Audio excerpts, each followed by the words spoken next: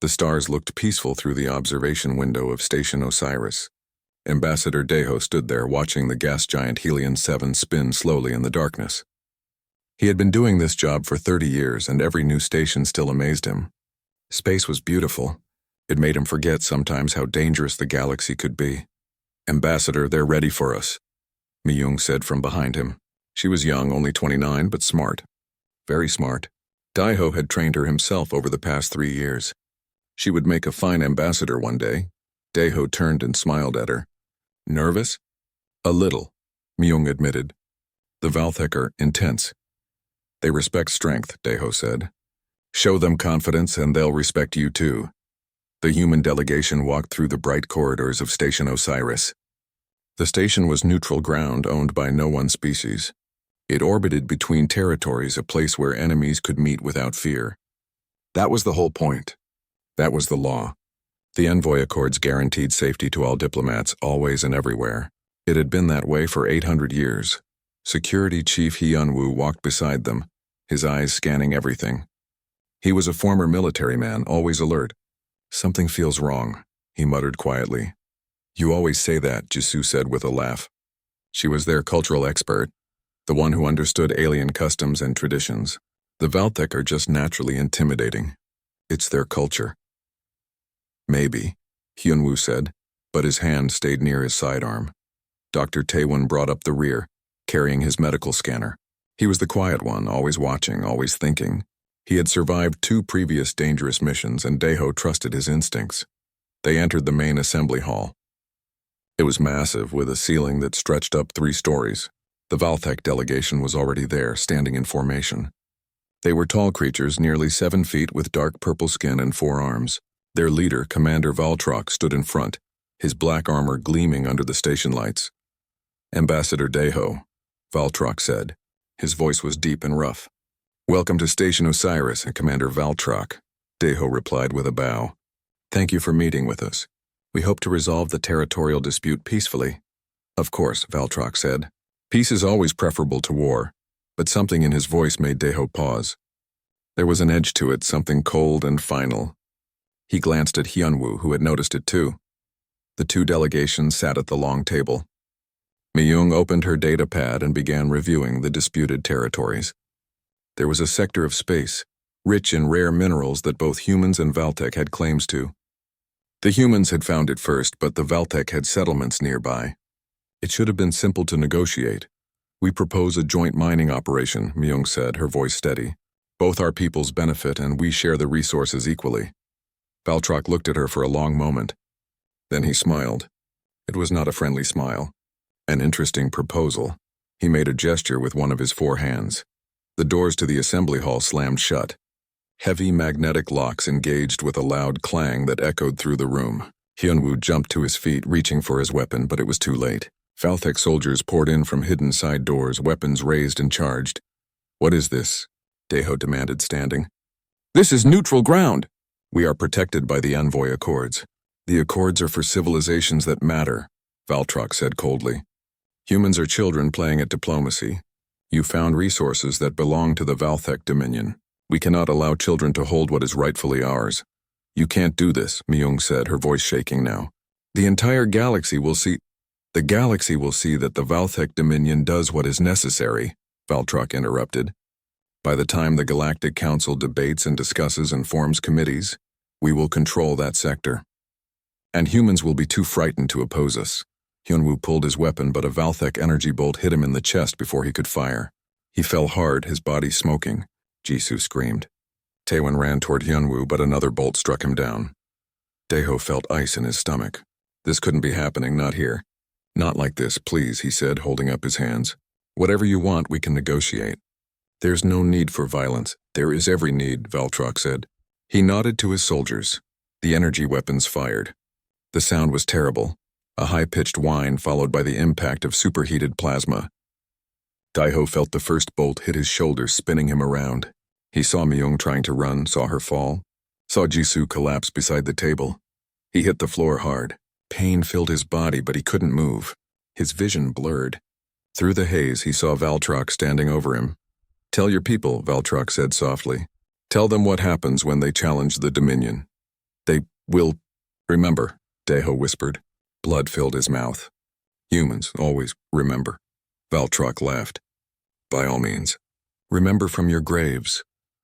The last thing Deho saw was another energy bolt coming toward his face. Then nothing. The massacre took less than 3 minutes. The Valthek soldiers moved efficiently, making sure no one survived. They recorded everything on the station's security system. They wanted the galaxy to see. They wanted humans to see. When they were done, Valtrak looked at the bodies scattered across the assembly hall floor. 5 humans all dead, all unarmed, all protected by laws that had stood for centuries. Broadcast this to their homeworld, he ordered. Let them understand their place in the galaxy. Commander, one of his soldiers said hesitantly. The Envoy Accords are words on paper, Valtrak snapped. The Galactic Council is slow and weak. By the time they react, this will be forgotten. Humans are new to space. They have no power, no allies. They will complain and protest and do nothing. The soldier didn't look convinced, but he obeyed. The recording reached Earth in 6 hours.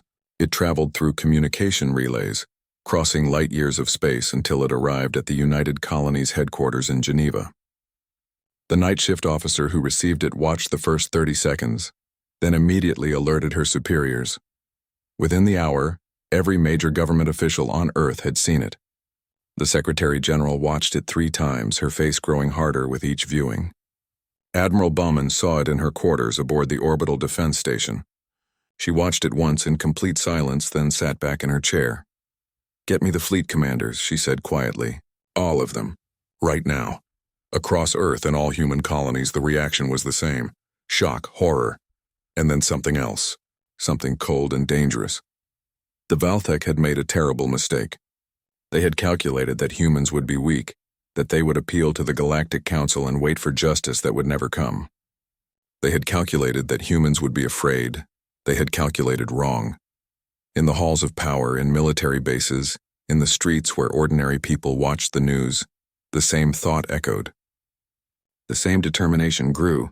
The Valthek thought they could kill human envoys and face no consequences. They thought humans were weak and helpless. They were about to learn the truth. Humans remembered everything. They forgot nothing. And they never ever left their dead unavenged. The galaxy was about to witness something it had not seen in centuries. Something it had forgotten was possible. The galaxy was about to witness humanity at war. The emergency session of the United Colonies Assembly began at dawn. Representatives from every human world gathered in the Great Hall in Geneva, their faces grim. The recording had been shown to all of them. No one spoke as they took their seats. There was nothing to say that hadn't already been said. Admiral Baumann entered last, wearing her full dress uniform. She was 52 years old with gray hair cut short and eyes that had seen too many battles. She had fought in the Titan Rebellion, had commanded ships in the Belt Wars, had negotiated peace with the Centauri colonists. She knew war. She knew its cost, but she also knew when war was necessary. Members of the Assembly, she said, her voice carrying across the silent hall. You have all seen what happened at Station Osiris. 5 of our people, unarmed diplomats, murdered in cold blood. The Valthek Dominion has violated the Envoy Accords, the most sacred law in the galaxy. She paused, letting her words sink in. The Galactic Council has called for an emergency session. It will take place in 3 weeks. They will debate. They will discuss. They will form committees to investigate. Meanwhile, the Valthek are seizing the disputed territories. They are fortifying their positions. They believe we will wait for justice to arrive through proper channels. Bowman's expression hardened. They believed we would appeal. They believed we would debate. They believed we would wait for justice that would never come. They were wrong. The assembly erupted in shouts of agreement. Bowman raised her hand for silence. We will not wait. We will not appeal. The Envoy Accords contain a clause that has not been used in 800 years, the right of direct recompense. When diplomatic personnel are murdered, the injured party has the right to seek immediate justice. She activated the holographic display. The Valthek Dominion appeared, a sprawling empire of 89 star systems, hundreds of worlds, trillions of beings, and a military force that dwarfed humanity's fleet. We are outgunned, Bowman said bluntly. The Valthek have 400 warships. We have 89. They have been fighting wars for thousands of years. We have been in space for barely a century. She looked around the room, meeting the eyes of the representatives. But we have something they don't. We remember what war really is. We remember that victory doesn't always go to the strongest. It goes to the smartest, the fastest, the most determined. And right now, no one in this galaxy is more determined than us. The vote was unanimous. Humanity would invoke direct recompense. The demands were drafted within the hour. 3 simple requirements: surrender the military commanders responsible for the massacre, pay compensation equal to 40% of the Dominion's gross economic output, and withdraw from all disputed territories. The deadline was 72 hours. The message was sent through official diplomatic channels. It reached Valthek space in 8 hours. Commander Valtrock read it in his command center on the planet Valth Prime, surrounded by his officers. He laughed. Actually laughed out loud. They demand we surrender? They demand compensation? He waved the message away.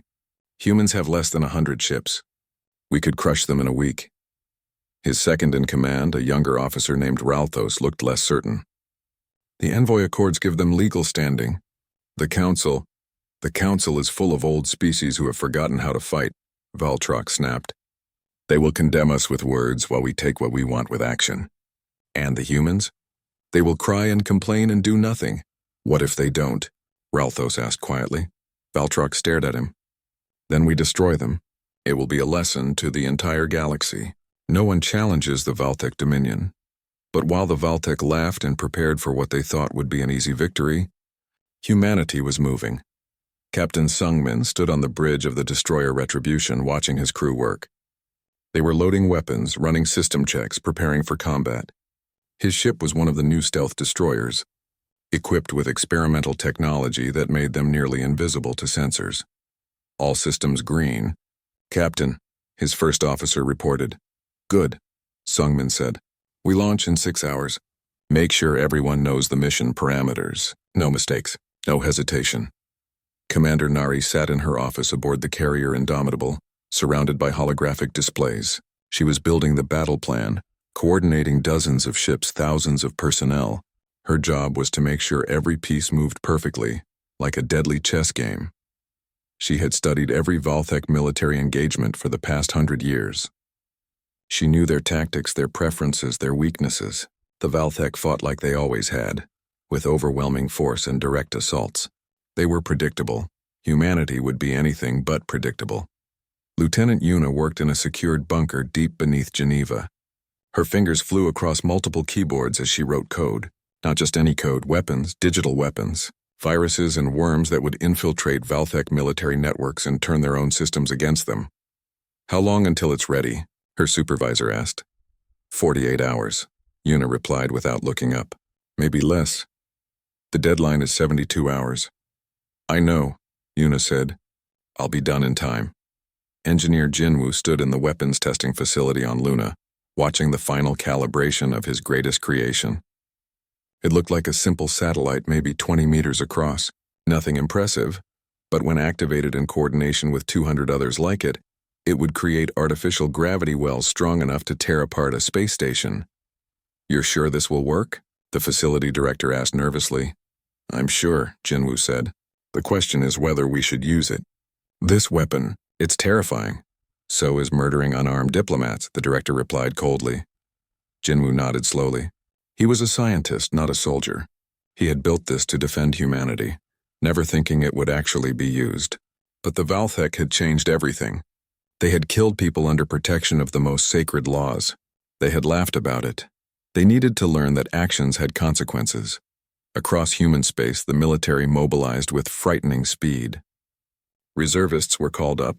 Civilian ships were converted for military use. Factories shifted to war production. Humanity had been preparing for this, even if they hadn't known it. Every human remembered the wars of Earth's past, the terrible conflicts that had almost destroyed them. They had sworn never to start a war again. But they had never sworn not to finish one.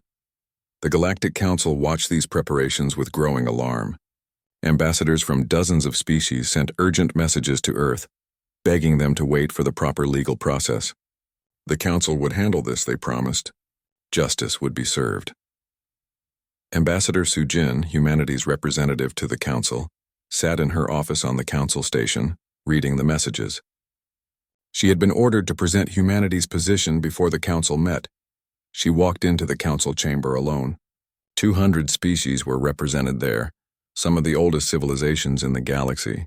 They looked down at her from their elevated seats, some with curiosity, some with concern, some with barely concealed contempt. Ambassador Sujin, the council speaker, said, "We understand humanity's anger, but military action will proceed as planned," Sujin interrupted. "The Envoy Accords give us this right. You all agreed to those accords. You all promised that diplomats would be safe.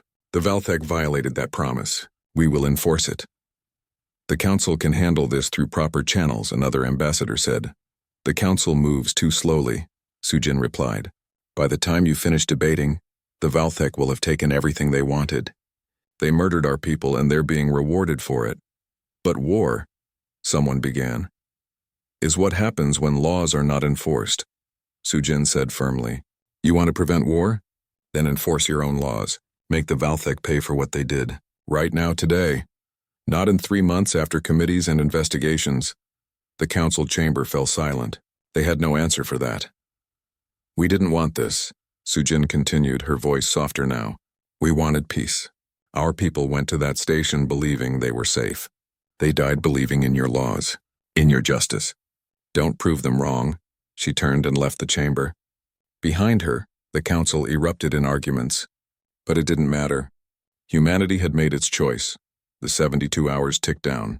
60, 48, 24. The Valthek did nothing. They believed humans were bluffing. On Earth, Admiral Bowman stood in the command center watching the clock. Around her, hundreds of officers monitored displays, coordinated fleets prepared for what was coming. "All ships report ready," her aide said. "Good," Bowman replied. "Send the final warning to the Valthek. Tell them they have 1 hour to comply with our demands." The message was sent. The Valthek response came back in 10 minutes. It was one word. "No."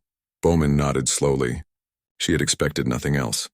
"Very well," she said quietly. "Execute Operation Retribution. All ships weapons free. Show them what happens when you kill our envoys." The final hour expired and humanity went to war. The Valthek border fleet detected nothing unusual.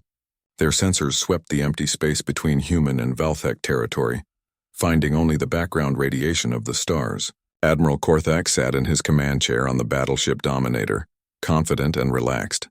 "Any sign of the human fleet?" he asked. "No, sir," his sensor officer reported. "Space is clear," Korthak smiled. "They're not coming. It was all empty threats." "Sir, our supply convoy is overdue," another officer reported. "The ship's carrying ammunition from Sector 7. "Check on them," Korthak ordered, annoyed. "Probably just delayed at a checkpoint." But the convoy wasn't delayed. It was gone. Destroyed 3 hours earlier by Captain Sungmin's stealth destroyer Retribution. The Valthek would find the wreckage eventually, but by then it wouldn't matter. Sungmin's ship moved through Valthek space like a ghost. His crew had powered down everything except life support and the stealth systems. They drifted on momentum, cold and silent and invisible. "Target acquired," the weapons officer whispered. "Communications relay station dead ahead." "Fire," Sungmin said quietly. 2 missiles launched, no rocket flares, just electromagnetic catapults pushing them into space. They crossed the distance in silence and struck the relay station, tearing it apart in a flash of light. "Target destroyed," the weapons officer confirmed. "Next target," Sungmin ordered. "Keep moving. Don't let them find us." The Retribution vanished back into the darkness. Behind it, the Valthek military network began experiencing communication failures. Ships couldn't reach command. Stations couldn't coordinate. Slowly, steadily, they were being blinded. Lieutenant Yuna watched her screens from the Cyber Warfare Center in Geneva. Lines of code scrolled past faster than any human could read.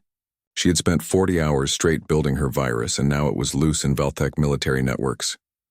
"Penetration successful," one of her team members reported.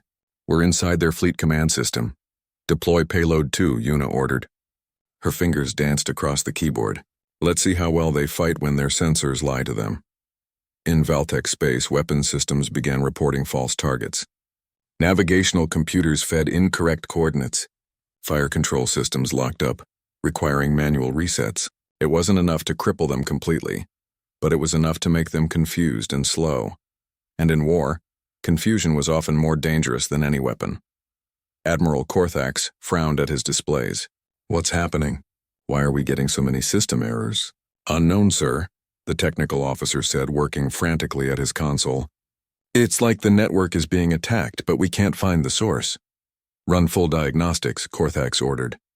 And get me a status report from all ships. He never got that report, because that was when Commander Nari's main fleet arrived. They came out of hyperspace at the edge of the system, 50 human warships in perfect formation. The Valthek sensors screamed alerts. Admiral Korthax leaped to his feet. All ships, battle stations. Prepare to engage. The Valthek fleet was larger, 120 ships to humanity's 50. They moved to intercept, confident in their numerical advantage. This was what they knew, what they were good at.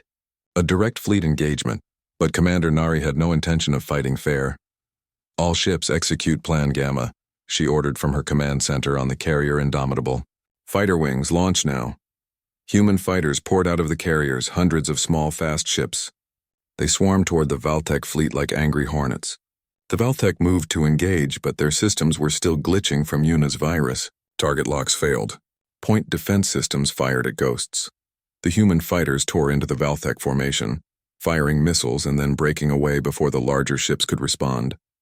It wasn't about destroying the fleet. It was about chaos. Sir, they're not engaging properly, Korthax's tactical officer reported. They hit and run, hit and run. We can't pin them down, then chase them. Korthax roared. All ships, pursuit course. It was exactly what Nari wanted. The Valthek fleet broke formation to chase the fighters, spreading out, losing cohesion. And that was when the real attack began. Long-range missile batteries hidden on the dark side of a nearby moon opened fire. Hundreds of missiles streaked across space toward the scattered Valthek ships. The Valthek point defense systems were still recovering from the cyber attack. Half the missiles got through. 3 Valthek cruisers exploded. 2 more were crippled, venting atmosphere and tumbling out of control. The rest scattered, trying to regroup. Where did those come from? Korthax demanded. Unknown, sir. We didn't detect any ships in that region. Because they hadn't been looking. Humans had learned long ago that space was big and full of places to hide. You just had to be patient and smart. Reform the fleet, Korthax ordered. Get back into defensive formation. But before they could regroup, Captain Sungmin's stealth ship struck again. They had been waiting in the chaos, and now they fired at point-blank range into the Valthek rearguard. 2 more ships went down before the Valthek even realized they were under attack from behind. Admiral Korthax stared at his tactical display in disbelief.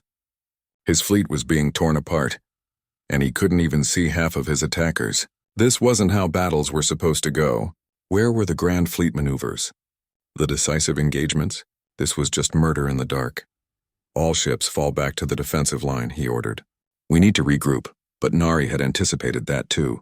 As the Valthek fleet retreated, they flew right into a minefield that human ships had deployed hours earlier.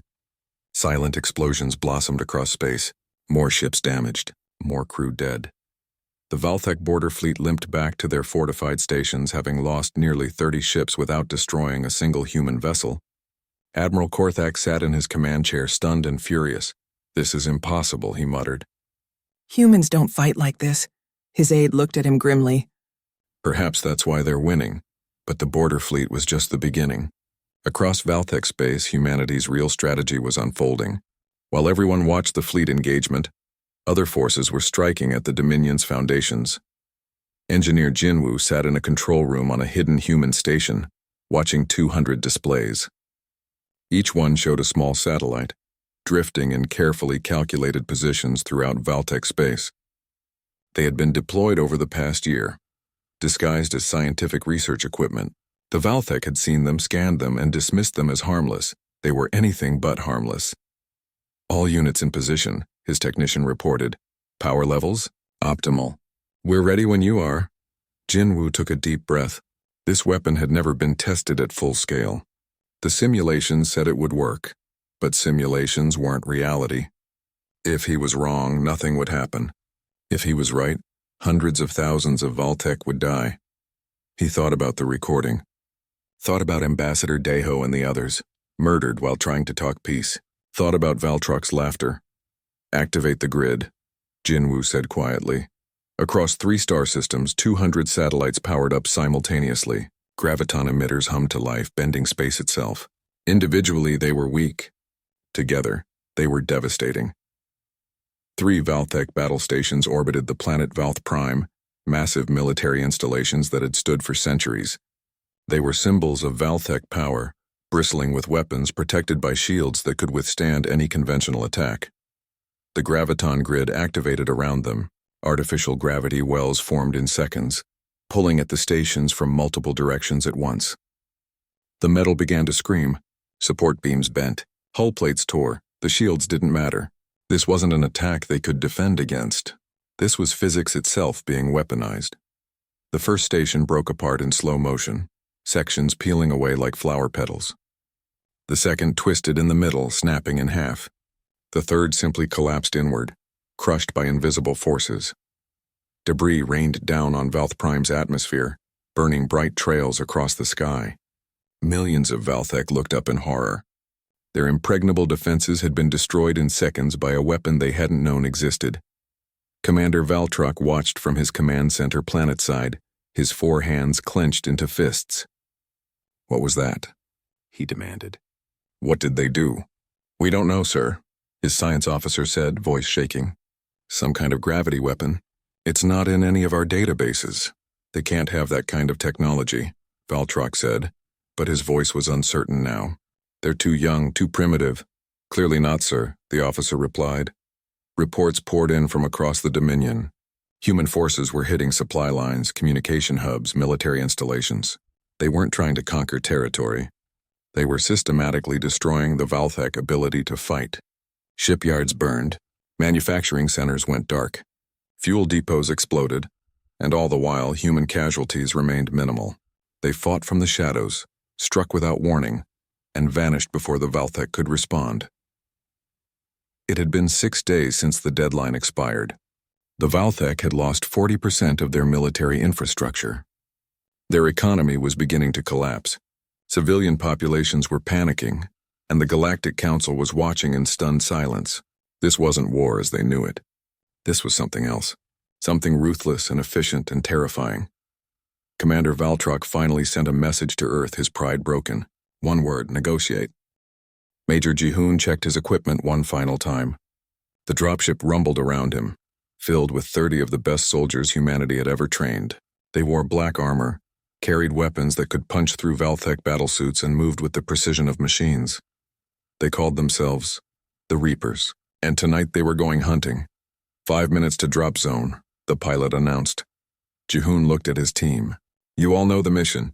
We go in fast, we grab the target, we get out. No heroics. No unnecessary casualties. Clean and professional." "What if he resists?" one soldier asked. "Then we make it less clean but still professional," Jihoon replied coldly. "But he comes back alive." Admiral's orders. The dropship shook as it entered atmosphere. They were descending on Valth Prime, the Valthek homeworld, deep in enemy territory. Suicide mission was what the planning officers had called it. Impossible, others said, but Major Jihoon had done impossible things before. The ship touched down in darkness in a forest 3 kilometers from their target. The Reapers poured out, weapons ready, and melted into the trees. Behind them, the dropship lifted off immediately, vanishing back into the night sky. Their target was a mansion on the outskirts of the capital city. Commander Valtrak had retreated there, surrounding himself with guards, thinking he was safe. He didn't know that human intelligence had been watching him for days. Didn't know that his location, his security measures, his daily routine had all been mapped and analyzed. The Reapers moved through the forest like ghosts. No lights, no sound. Just silent shapes in the darkness. They reached the mansion's outer wall and deployed climbing equipment, scaling it in seconds. 6 Valthek guards patrolled the grounds. Jihoon gave hand signals. His team split up, each soldier taking a position. 6 suppressed weapons fired simultaneously. 6 guards dropped unconscious from tranquilizer darts. They didn't want to kill anyone they didn't have to. This was about justice, not revenge, though right now the line between them felt very thin. They breached the mansion's main door using an electronic lock bypass. Inside, luxury everywhere. Expensive art, rare furnishings, the spoils of an empire built on conquest. Jihoon felt no sympathy for what they were about to do. Thermal scans show target on the second floor, east wing, his tech specialist whispered. 4 guards with him? Route? 2 staircases. I recommend we split and come from both directions. Jihoon nodded. He took half the team up the right staircase. They moved in practice silence, weapons ready. At the top, they encountered 2 more guards. Again, tranquilizer darts. The guards went down without making a sound. They reached the door to Valtrak's private chambers. Jihoon counted down on his fingers. 3, 2, 1. The door exploded inward. Flashbang grenades went off, blinding and deafening anyone inside. The Reapers poured through, weapons tracking targets. Valtrak's 4 bodyguards tried to react, but they were too slow. Tranquilizers dropped 2 immediately. The other 2 got shots off, energy bolts that scorched the walls, but the Reapers' armor held. Return fire put them down. Commander Valtrak himself stood at the far end of the room, all 4 hands reaching for weapons on a nearby table. Jihoon shot the table, destroying the weapons. Valtrak froze. Commander Valtrak, Jihoon said in perfect Valtech language. You are under arrest for the murder of Ambassador Daeho, Junior Envoy Myung, Security Chief Hyun Woo, Cultural Liaison Jisoo, and Medical Officer Taewon. You will come with us. You can't do this, Valtrak said, but his voice shook. This is Valth Prime, my homeworld. You have no authority here. We have all the authority we need, Jihoon replied. The Envoy Accords give us the right to pursue justice. You murdered our envoys. Now you face trial. The Valthek Dominion will never allow— The Dominion is broken, Jihoon interrupted. Your fleet is scattered. Your stations destroyed. Your economy collapsing. The Dominion has no power to stop us from doing anything. It was true, and Valtrak knew it. In less than 2 weeks, humanity had shattered the military might of an empire that had stood for millennia. And they had done it while barely taking casualties themselves. Restrain him, Jihoon ordered. 2 soldiers moved forward with magnetic cuffs, designed to restrain even a 4-armed Valthek. Valtrak struggled, but it was useless. Within moments, he was bound and helpless. Extraction in 5 minutes, Jihoon said into his comm. Package secured. They moved back through the mansion, carrying Valtrak between them. He was screaming now, cursing in his language, threatening terrible revenge. The Reapers ignored him. They had heard worse. The dropship appeared overhead, silent on stealth engines. It descended to the mansion's lawn, and the Reapers hustled aboard with their prisoner. 5 minutes later, they were back in space, accelerating toward the rendezvous point. Valtrak was the first, but not the last. Over the next week, human special forces conducted 19 more raids across Valthek space. Each time, they extracted another officer who had been involved in planning or executing the massacre at Station Osiris. Some came easy. Some fought back and died in the attempt. By the end, humanity had captured 12 Valthek commanders alive. The others were dead, killed either resisting arrest or by their own people trying to prevent capture. The Valthek government was in chaos. The military commanders who had led the Dominion were either captured, dead, or in hiding. Civilian leadership tried to take control, but they had no experience running a war. Younger officers staged coups, arguing that the old guard had destroyed them with their arrogance. The Dominion was tearing itself apart, and humanity watched with cold satisfaction. The captured Valthek commanders were brought to the carrier Indomitable, which had been converted into a makeshift court. The trials would be broadcast across the galaxy. Everyone would see justice being done. Prosecutor Yunji stood before the judges, a panel of 3 senior human officials. She had prosecuted war crimes before, after the Belt Wars. She knew how to present evidence, how to make people understand the severity of what had been done. Your Honors, she began, we are here to try these defendants for the premeditated murder of 5 unarmed diplomats, in violation of the Envoy Accords and all recognized standards of civilized conduct. She activated the holographic display. The massacre played out again, the entire brutal scene. The judges watched without expression. They had seen it many times already, but the galaxy watching needed to see it too, needed to understand. The evidence will show that this was not a spontaneous act. It was planned weeks in advance. The defendants discussed it. They calculated the costs and benefits.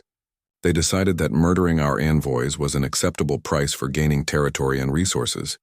She presented communication logs showing the planning, financial records proving the conspiracy, testimony from Valthek officers who had opposed the plan but been overruled. The defendants tried to defend themselves. They claimed they were following orders. They said they feared human expansion. They argued their culture valued preemptive strikes. Judge Minho listened to all of it. He was 61 years old, had served as a military judge for 30 years. He had seen every kind of excuse, every type of justification for terrible actions. When the defendants finished, he leaned forward. "You speak of your culture," Minho said slowly, "of your laws, of your traditions, as if these things excuse murder. But let me be clear. No culture, no tradition, no fear justifies what you did." He paused, looking at each defendant in turn. "You murdered people who came in peace, people who were protected by laws that your species agreed to centuries ago. You did not do this in battle. You did not do this in self-defense. You did this because you wanted what they had and you thought you could take it without consequences." His voice grew harder. "You calculated that humans were weak, that we would protest and do nothing, that our justice would be slow and ineffective. You calculated wrong, and now you will face the consequences of your actions." The verdict was unanimous. Guilty on all counts. The sentences varied. Some received life imprisonment. Others faced execution. All would serve as examples to the galaxy of what happened when you violated the most sacred laws. As the trials concluded, Ambassador Sujin addressed the Galactic Council. The chamber was packed, every species watching, waiting to see what humanity would say. "We sought no war," Sujin said, her voice carrying clearly. "We asked for no conflict. We desired only peaceful coexistence. But understand this, members of the Council. We will never again allow our envoys to die unavenged. We will never again trust that others will defend our rights." Some council members shifted uncomfortably. Others nodded in understanding. "The galaxy called us weak," Sujin continued. "Primitive. Children playing at diplomacy. Now you know the truth. We are not weak. We are not primitive. And we are done being underestimated." She looked around the chamber. "We followed your laws. We invoked our rights under the Envoy Accords. Everything we did was legal. But more than that, it was necessary. Because if you do not enforce your own laws, then they are meaningless. If diplomats can be murdered without consequences, then diplomacy itself dies." The council had no response. What could they say? Humanity was right, and they all knew it. The trials ended. The prisoners were transferred to secure facilities. The Valthek Dominion officially surrendered, accepting all of humanity's demands. 1 year later, Secretary General Guyong stood at the window of her office in Geneva, looking down at the city below. Life had returned to normal mostly. People went to work. Children played in parks. The rhythms of daily life continued as they always had. But something had changed. Something fundamental. She turned from the window and walked to her desk where reports waited. The latest military budget. Personnel increases for the fleet. New weapons development programs. Expansion plans for orbital defenses. Humanity was preparing. Always preparing now. "Madam Secretary, the council delegation has arrived," her aide announced. Gyong nodded. "Send them in." 3 ambassadors entered, representing species from across the galaxy. They had come to discuss a treaty, a new alliance they wanted to form with humanity, the 6th such proposal this month. "Secretary General," the lead ambassador said with a respectful bow, "thank you for seeing us. We hope to discuss mutual defense arrangements." "Against whom?" Gyong interrupted gently. The ambassador hesitated. "Against potential threats. The galaxy has become less stable since the Valtech situation." Gyong understood what they really meant. They wanted humanity on their side because they were afraid. Afraid of what humanity could do. Afraid of being on the wrong end of human anger. "We'll review your proposal," she said diplomatically. "But understand, we're not interested in becoming anyone's attack dog. We defend ourselves and our allies. We don't threaten others unless threatened first." Of course," the ambassador said quickly. "We would never suggest otherwise." After they left, Gyong returned to the window. The victory over the Valthek had changed everything. Humanity was no longer the newcomer species, the curious children exploring the galaxy. They were a military power, a force to be reckoned with, but at what cost? Captain Seungmin sat in a bar on Luna Station staring at his drink. Around him, people celebrated, music played, life went on, but he couldn't shake the memories. The ships he'd destroyed. The Valthek soldiers who had died because of his orders. They had been the enemy. They had murdered human envoys. But they had also been people, with families and homes and lives. "Mind if I sit?" a voice asked. He looked up to see Commander Nari. She looked tired, older than her 34 years. She sat down without waiting for an answer. Can't sleep either, she asked. No, Sungmin admitted. Every time I close my eyes, I see it. The ship's breaking apart. The bodies floating in space. We did what we had to do, Nari said, but she didn't sound convinced, did we? Sungmin asked. Or did we just prove we're as capable of violence as anyone else in the galaxy? Nari was quiet for a moment. Maybe both. Maybe that's the point. They thought we were weak because we preferred peace. They learned we're strong because we're capable of war. But we choose peace when we can. And when we can't, then we do what needs to be done, Nari said. That's the burden we carry now. They sat in silence, two warriors struggling with the consequences of victory. Engineer Jinwoo stood in his laboratory, looking at the designs for his next project. A defensive system this time, not a weapon. Something to protect humanity without destroying others. But he knew how easily defenses became weapons, how good intentions could lead to terrible outcomes. His graviton grid had been meant to defend human territory. Instead, it had become the weapon that destroyed 3 space stations and killed thousands. Still working? A voice asked. His assistant Mirai entered carrying coffee. Always, Jinwoo said with a tired smile. Someone has to make sure we stay ahead. Ahead of whom? Everyone, Jinwoo said quietly. That's the problem now. We proved we can win a war. Now we have to stay ready to win the next one, and the one after that. When does it end? Maybe it doesn't, Mirai said. Maybe this is just what being a galactic power means. Always preparing. Always watching. Always ready. Jinwoo nodded slowly. He didn't like it, but he understood it. The galaxy was not a safe place. The Valthek had proven that. Humanity could never afford to be weak again. Lieutenant Yuna worked in her office reviewing cybersecurity reports. Since the war, she had been promoted 3 times. Now she ran the entire cyber warfare division, responsible for protecting human networks and infiltrating enemy systems. Her code had helped win the war. Her viruses had saved human lives by confusing and delaying the enemy. But she had also seen what digital weapons could do. How they could spread beyond their targets. How they could cause chaos that hurt innocent people. We have a situation, one of her team members said, entering quickly. Someone tried to hack our defense network. We traced it back to the Korvax Union. The Korvax were an old species, generally peaceful but ambitious. They wanted to study human cyber warfare techniques, probably to develop their own. Send them a warning, Yuna said. Let them know we detected the intrusion. Make it clear what happens if they try again. She felt the weight of that decision. A year ago, she would have reported it to her superiors and let them handle it. Now she made these calls herself. Because humanity needed people willing to make hard choices. Station Osiris had been rebuilt. The station where 5 humans had died was now a memorial and diplomatic hub, dedicated to peace through strength. A massive wall listed the names of the murdered envoys, carved in stone that would last centuries. Ambassador Sujin stood before that wall during the anniversary ceremony. Hundreds of people had gathered, humans and aliens alike, to remember what had happened here. 1 year ago, 5 people died on this station, Sujin said, her voice echoing in the main hall. They came here believing in peace, believing in diplomacy, believing that laws and agreements would protect them. She paused, looking at the names. They were wrong, but their deaths were not meaningless. Because of them, the galaxy learned an important lesson. Diplomacy only works when it's backed by the willingness to enforce agreements.